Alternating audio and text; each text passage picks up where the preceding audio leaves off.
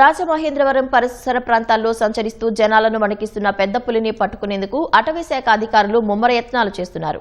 Namavaram satellite city వద్ద అక్కమ్మ తల్లి కొండపై తిష్టవేసిన పులిని బంధించేందుకు బోన్లు ఏర్పాటు చేసి ట్రాప్ కెమెరాలు అమర్చారు.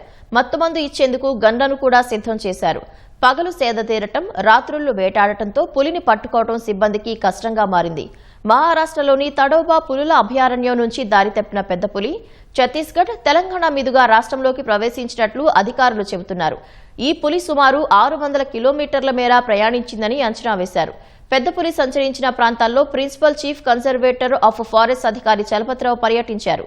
జనాలెవరూ భయపడవద్దని, రాత్రిళ్లు ఒంటరిగా తిరగవద్దని విజ్ఞప్తి చేశారు. మరోవైపు శాటిలైట్ సిటీ, పిడింగొయ్యి, కల్వగొయ్యి, శ్రీరాంపురం, రఘునాథపురం గ్రామాల ప్రజలు కంటి మీద కునుకు లేకుండా గడుపుతున్నారు. పశువులపై దాడి చేయటం, కొన్నింటిని చంపటంతో వాటిని కాపాడుకోవటం కష్టంగా మారిందని స్థానికులు చెబుతున్నారు. బాధిత గ్రామాల్లో ఎమ్మెల్యేలు గోరంట్ల బుచ్చయ్య చౌదరి, బత్తుల బలరాం కృష్ణ పర్యటించి ప్రజలకు ధైర్యం చెప్పారు.